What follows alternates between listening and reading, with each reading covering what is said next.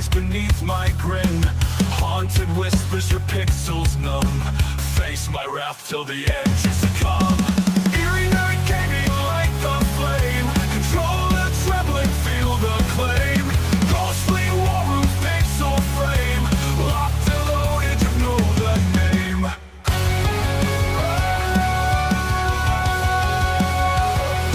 Eerie night gaming like the flame. Control the trembling, feel the claim.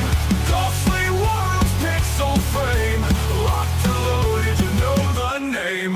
Buttons and wires, they scream, they twist. Electric hearts, there's no resist. Nightmare machine, every level's the same.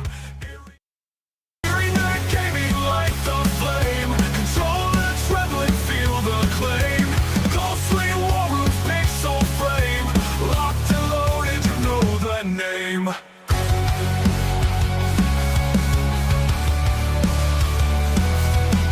Buttons mash the chaos. Eerie night gaming like the flame. Control the trembling, feel the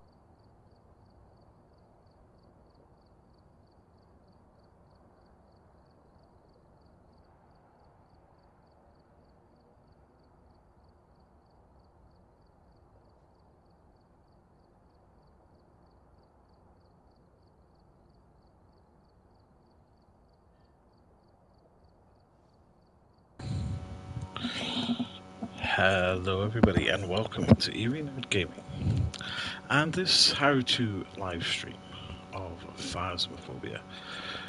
This was suggested to me to do a how-to so people can learn the basics of the game for people who maybe don't understand how the game works, understand what the premise of the game is, and understand, you know, the ins and outs of what you've got to do, what each piece of equipment does, etc, etc. So I thought I would take this opportunity to explain the ins and outs of the game and go from there. We're going to do a very basic match and to give you an idea of what's going to be done, and I'm going to explain everything that you see here.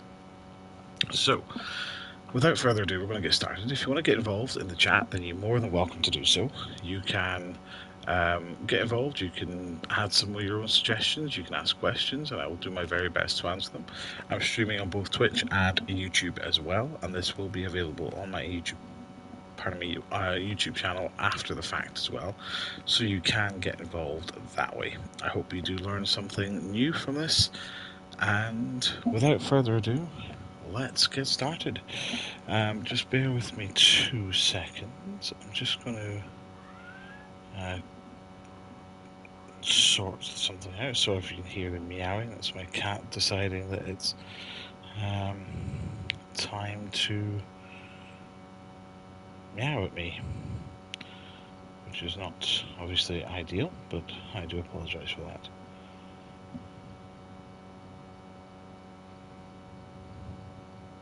Okay, right, so when you load up Phasmophobia, you will be put into this warehouse here.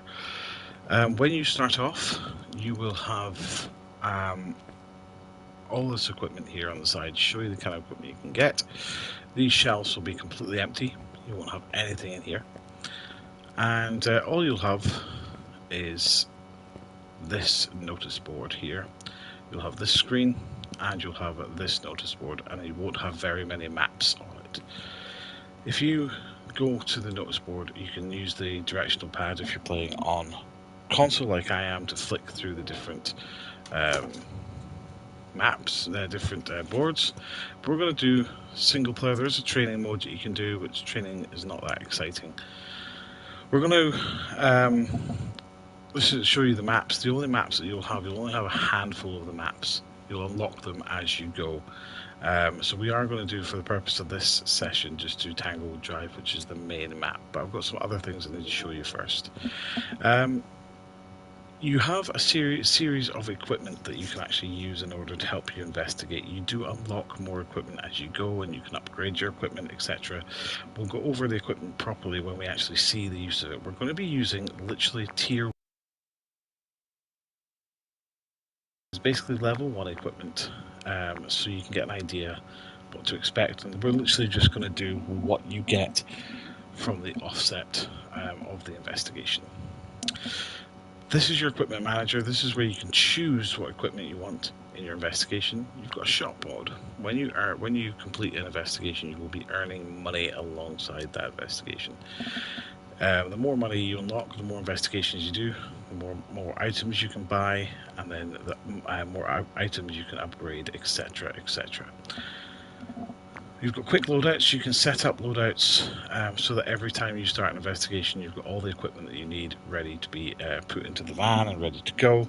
You can adjust this as you see fit. You can save loadouts. Now, it's very important to note that if you save the loadout, it will show you on the side here, next to the loadout, the cost of money is going to cost you every time you use this loadout. So this one's going to cost 1,170. So every single time you use this loadout, this is how much it's going to cost you. If you don't have that amount of money available, then you can only use a certain amount of stuff up to the amount of money that you've got.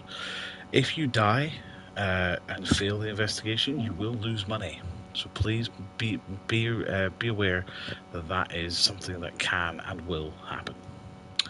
And then we've got a coming soon section which isn't available yet, but that will be for upgrading your character or amending your character. On the main board here, we've got the list of equipment that you're going to be taking with you.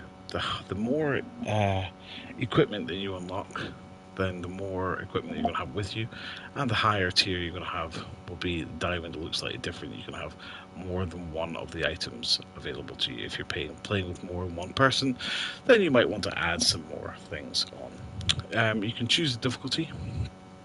For the purpose of this session, we're going to be playing on amateur, but you can, as you hit level 50, unlock custom, so that you can then adjust the settings to earn more money.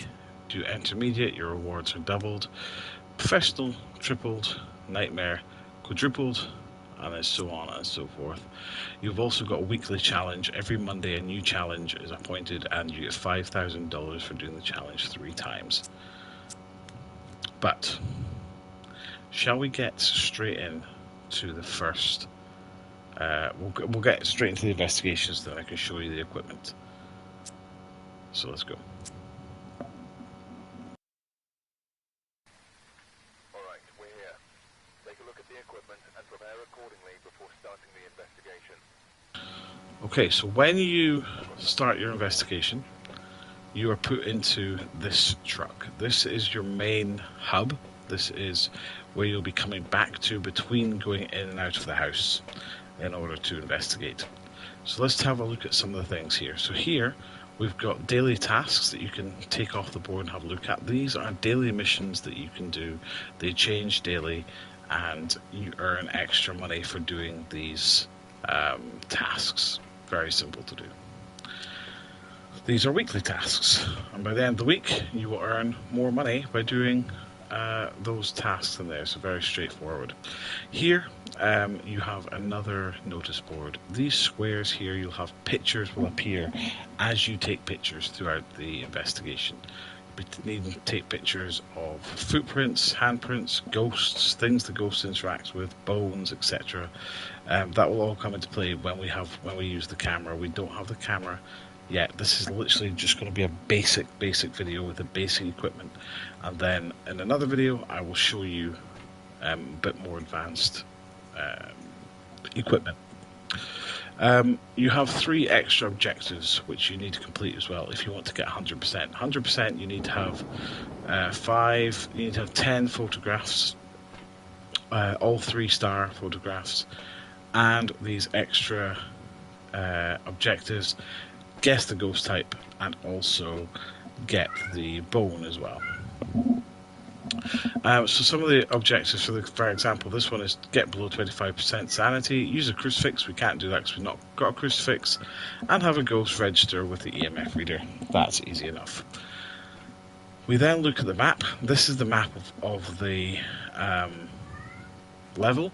When you're playing with someone else, that other person will appear on the map as a colourful dot. You can follow them around the map, you can direct them to the rooms that you need to go to. So if they're looking for the ghost, for example, and you know where the ghost room is, you'll be able to tell them where to go for that. I'll explain more about that in a second. Here you've got any sound sensors. I'll ignore this for now because we don't have any sound sensors. This one here is for the activity. When something happens, you'll notice this bar will go up and you'll be able to track the activity, how powerful the activity is, how frequent the activity is from this bar here. And then this is your sanity. Your sanity will drop, and depending on what percentage your sanity gets will be the percentage that the ghost will hunt at you. The better you are at the game, the more you'll start to notice when a ghost will start to hunt and what sanity you have. It's quite good practice if you're playing with multiple people, with about 4 people, to at least have one person in the van the whole time, controlling nerve center, checking these cameras, checking the maps, checking all these stats to be able to say to you, your sanity is at a certain amount, you need to do this, that, the next thing. I'll get onto that when I get some friends involved, and we will show you what a map looks like with multiple people, but for now it's just myself. So let's have a look at the equipment wall itself. Here we've got our equipment. This is our basic equipment. As you play through the game, the more advanced equipment you're going to be getting, and you'll have both walls completely filled up, and it will look like a smorgasbord of fancy equipment. But let's have a look at it for now. Over on the far left here, we've got the EMF detector. If you've watched any paranormal show or any paranormal YouTubers or anything, then this is the staple of paranormal investigation. A ghost will interact with this and you'll get an EMF detection. The higher the EMF, the more powerful a ghost is. I'm going to come back to this in a second. We've got the spirit box, the most annoying device in the world with the annoying noise, but it means that we can communicate with the spirits. This one is ghost writing. You leave this out, the ghost will write in the book. It's that simple. This one here is a laser pen that creates a wall of dots, a grid of dots. If you've ever watched Paranormal Activity 4, then you'll know exactly what I mean with a wall of dots. The ghost will walk through this and you'll be able to see it. We've got our night vision camera, another staple of paranormal investigating. With this night vision camera you can see in the dark. You can also use it to find ghost orbs, a good indication that you might have a ghost in the room. We've got a thermometer. When the temperature goes down, you will see that you are in the ghost room. This is how you know that the ghost is there. Sometimes it will go down to freezing, meaning that's an evidence. I'll get onto that in a second. We've got a UV light for finding those pesky ghost handprints and footprints. And we have a torch. These are the main staples of your first tier, and as you progress you'll be able to upgrade these to get better equipment. Let's have a look at the journal. There are 24 ghosts in total that you can choose from. So every time you go into an investigation, the ghost that is hunting is a different ghost. You can click on the ghost tab and it will tell you more information about each of the ghosts. And if you look down at the very bottom, you will see here in the evidence section, it will tell you what evidence you're looking out for each ghost. On the lower levels, the ghosts will leave 3 evidence. When you get to the higher levels, they'll start to leave 2 evidence. You have to work out what the 3rd evidence is by working out and by knowing the ghosts. Each ghost has a strength and a weakness. So you click on a ghost, it will tell you what the strength is. Weakness, the myelin will, for example, more frequently make paranormal sounds. So this is something that you'll be able to work out. If the ghost is making more noise, you might be able to say it's a myelin. If it's knowing when it's to be quieter when it's hunting for you, then it will be a myelin. Each ghost has different strengths and so on and so forth. Then you have this one, the mimic. The mimic is the only ghost that will show 4 evidences. If it shows ghost orb, spirit box, ultraviolet and freezing temperatures, then you know you've got a mimic. The mimic will try to mimic other ghosts though, so you need to be wary of that. I very rarely get a mimic, but it does happen sometimes. So the whole purpose of this game is to try and figure out what the ghost is. If you can use the equipment to find the correct evidence, to find what you need, then you're in the right ballgame. Let's have a look at evidence. So you have your list of ghosts down at the bottom, and you have your list of evidences. Every time you get an evidence, ghostwriting, spirit box, ghost orb, mark it down. And as you mark down your 3 evidences, it will whittle it down to what ghost you have got. If you don't have an evidence, and you know for a fact that this ghost does not have this evidence, you can cross it off. So say, for example, you've gone into the ghost room, you've got the night vision camera, you're leaving it running the whole investigation, and at no point have you ever seen the ghost orbs. Cross it off. If you're using the spirit box, you're asking the relevant questions, and you're not getting any response. Cross it off. If your ghost book gets thrown to the other side of the room and it doesn't write in it, cross it off. That way you'll be able to whittle down which ghost it is. You can only get the right ghost if you circle the right ghost, if that makes any sense at all. I hope you're all with me so far. If you do have any questions, be sure to leave them in the comments and I will answer them, or if you're in the chat, you can get involved by answering any questions that you might have in the chat section down below, and I will do my very best to answer them. As I said, we are streaming on both Twitch and YouTube at the same time. So, let me just get the YouTube up as well, so that if anyone does happen to be watching, then we can have a wee chinwag in the live chat there as well. So, what else have we got in our journal? We've got our photos. Whenever you take a photo, they appear here. Like I say, I don't have the camera at the moment, so I'm not going to be talking about that. Overview. This just gives you an idea of what the name of the ghost is, and it responds to people who are alone. And you've also got your optional objectives as well. This shows you where the equipment, the extra missions are, that when you're in the house, that you can do what you need to do. Okay, I think we'll be ready to go in. You'll get an idea of what we do. Oh, one last thing. This timer. Oh, a couple more things actually. This timer is very important. On amateur, you have 5 minutes. That's 5 minutes before the ghost can start hunting you. 5 minutes to get set up. 5 minutes to find the ghost room and get all the equipment in and get everything ready to try and work out what the ghost is before the ghost will start hunting. In this time, the ghost will do things, make noises, move things around. It might even show itself, but it can't hunt within those 5 minutes, so you get a 5 minutes grace period. On intermediate, you get 2 minutes. On professional, you get no minutes. The minute you walk in the house, the ghost can hunt if it needs to. So please be aware of this, that you've only got 5 minutes. We then have this little computer screen here. This is another very, very important piece of equipment. This is your computer. If you click on the keyboard, it will turn everything to night vision. If you click on your mouse, it will flick through the cameras. If a location's got more than one camera, you'll flick through the camera. As soon as you put this camera on and are in the house, then someone in the van can click the mouse and it will flick to that camera. If you leave that camera in the ghost room, you can watch the ghost room from here. This is where you're going to see if there's any orbs. This is where you're going to see if there's any activity. You can lock the room off with the camera and watch from the van to see what happens.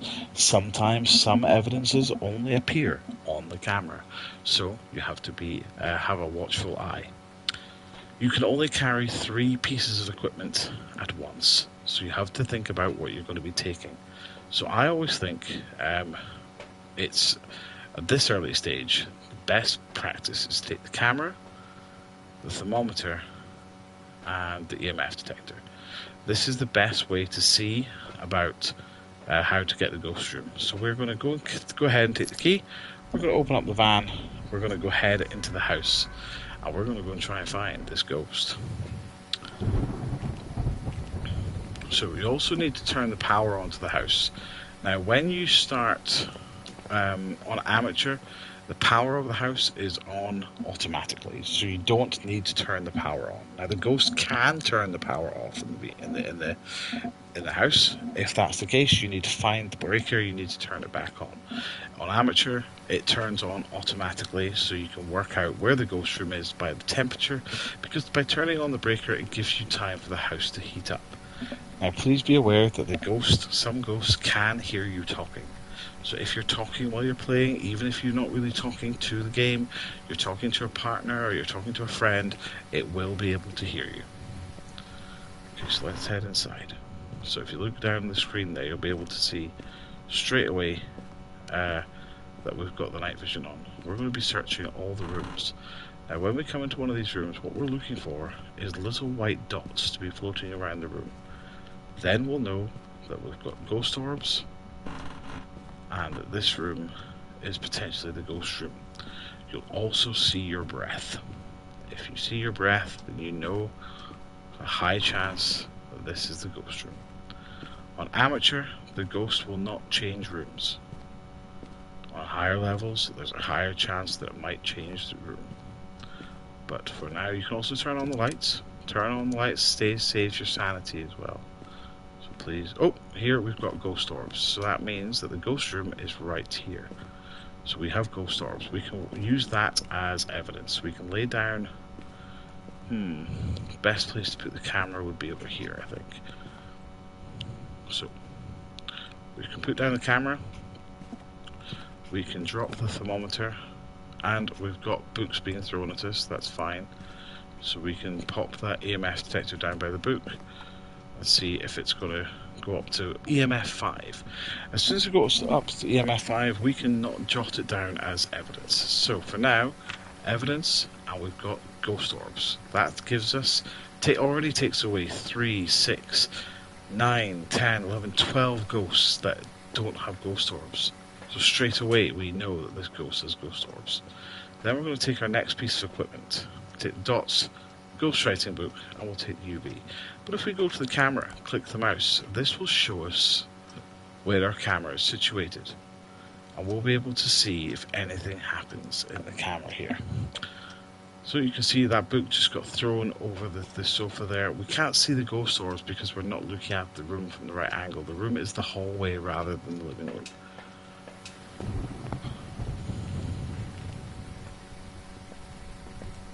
So let's go ahead and pop our dots down.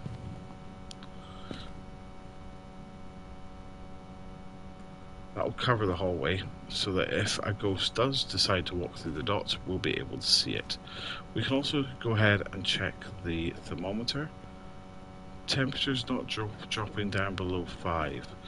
So could it be the living room? We need to just work out if it's the living room or if it's the hallway. It could be. We just have to wait for the dots. It's kind of hanging around here. I think it's probably the hallway, to be honest. So I'm going to pop that down there for now. We'll go ahead and we'll pop the ghost book down for ghost writing just in the middle. So one thing to note about the ghost book as well is that you'll see the white circle. Once the ghost enters into this circle, this is when it can interact with it. Outside of the circle, it can't interact with it. So you got to make sure that that circle is wide enough for the ghost to come and interact with it. So you'll also notice that we've only got 1 minute 30 left before the ghosts can start hunting. So now I've got all the equipment. Our EMF detector, we've got that thing there. We've got that objective. So I've got my torch on now so I can see in the dark. I've also got this so I can see if there's any handprints. There we are, we've got handprints, so we can use that as UV. So now we're down to 3 ghosts. Now I know it's not an obake because an obake can show 6 fingerprints. So I know it's not an obake. So I can rule that out. So I'll pop that down. So I'll pop that on. And I'm going to use my spirit box. Are you friendly? So you can talk to it as well and ask these questions. I'm just using this because I don't want to have to talk to it at the moment. So you saw that. That means that it's not the ghostwriting because it knocked the book away. So we can rule out the ghostwriting. So we're going to ask those questions again. Are you friendly? So there, we got spirit box. So we know that it could be. So we know it's got ghost orbs. So when I said that it had 4, so what do we have? Ghost writing, ghost orbs, and ultraviolet. And it's got ghost orbs. We've got ultraviolet. Let's get out of here a second, because as soon as you step out of the house, the ghost can do nothing. Can't do anything to you. So let's have a look at this. So the evidence that we've got, we haven't got ghost writing, okay? We know it's not ghost writing, so we can rule that out. We've got spirit box, we've got ghost orbs, and we've got ultraviolet. That doesn't show any ghosts, okay? So, what we know is that the only ghost that shows orbs on top of other evidence is a mimic. So, that way, if we say no ghost orbs, it's a mimic, even though we know that the mimic shows ghost orbs. So we have a look at evidence, we have a look at ghosts, and we go to mimic, and we say we're looking for freezing temperatures, ultraviolet, and spirit box. We know we've got ultraviolet, we know we've got spirit box, and we know we've got orbs. So let's go have a look for freezing temperatures. It can take a wee while for freezing temperatures to arrive, and if that's the case, then fine. There we are, freezing temperatures, down to 0. So, we have a mimic. That is a ghost event. The ghost just evented. Now we can, if we wanted to, we need to find a bone as well. On every single level, there's always a bone. Now the risk of hunting for the bone by yourself is that you could get trapped, and that the ghost could start hunting you. If that's the case, and you can't get away, then you may even get caught by the ghost. If you can't find the bone, at this stage it doesn't matter. Just literally go in, get the ghost, come back out again. But I want to try and find the bone so I can show you what the bone looks like, so you have an idea of where it is. That will help you get a little bit more of a bonus for when you actually earn your wages from this investigation.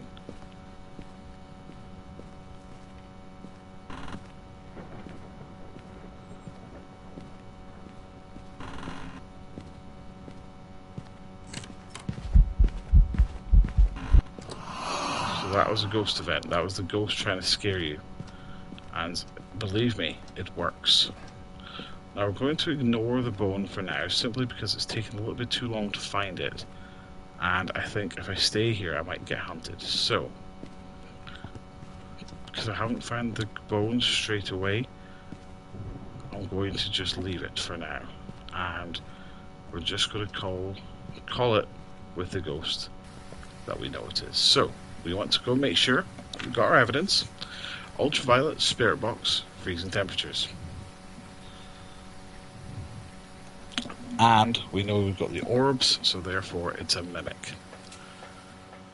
Because we haven't got the camera, there's no point really looking for the bone. I mean, you can collect it if you wish, but it doesn't really make that much of a difference.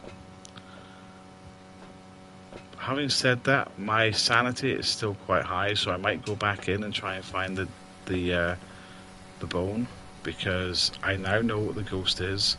My sanity is high enough that I've still got some time to look for the bone. If I turn on the lights, then that's going to help. And also help with my sanity as well.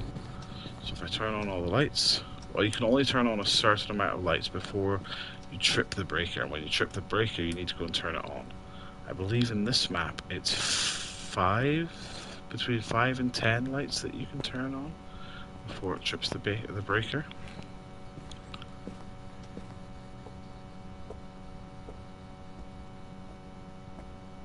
So I'm checking here, I'm checking on the ground. It will never be, unless it's in the bedroom or in the bathroom, it will never be on furniture. So let's head down to the basement again. Oh, I better turn on lights for the basement actually, because the basement can be a bit creepy.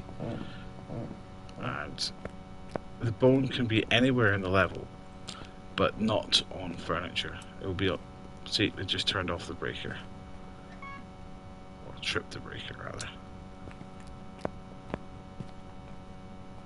So try and scare me. Now you see the Ouija board there, that is a cursed object. You can use those cursed objects to try and gain some advantage in learning where the ghost is, but it will result in the ghost hunting you because your sanity will drop. In some cases, you use a cursed object, then it means that the ghost will hunt straight away.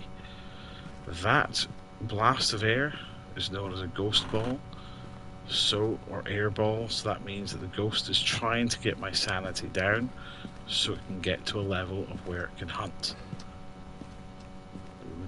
The risk with doing that is that once your sanity gets below a certain amount, it can hunt.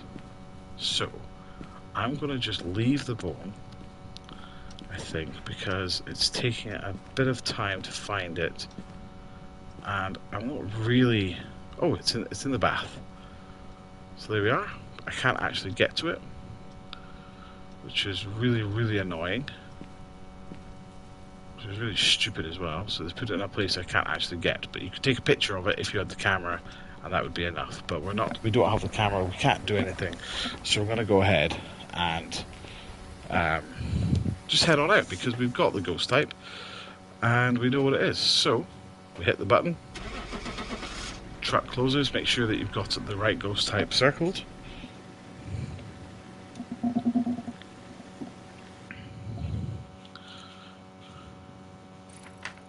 There we are.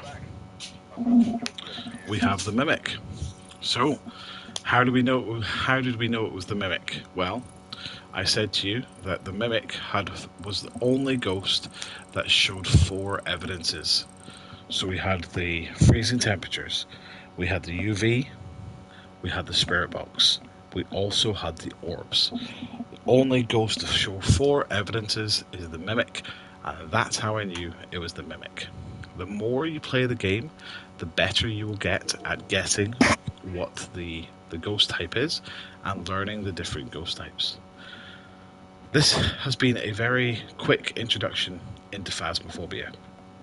Next time, we will go over more of the advanced technology that you can get with it, and maybe look into a little bit more of a different level and learning more about the way the ghosts move and how to work that sort of stuff out. But for now, I hope you have enjoyed this quick guide into the very basics of Phasmophobia. If you've got any questions at all, then please do not hesitate to ask them in the comments. I will do my very, very best to answer them. Phasmophobia has got a fantastic community of people that you can join who will be more than happy to answer any questions or give you any tips or any queries that you might have about the game. And I hope you enjoyed this video. If you did, then please consider subscribing to the channel. Support the channel where you can. Any support you guys can give would be very much appreciated.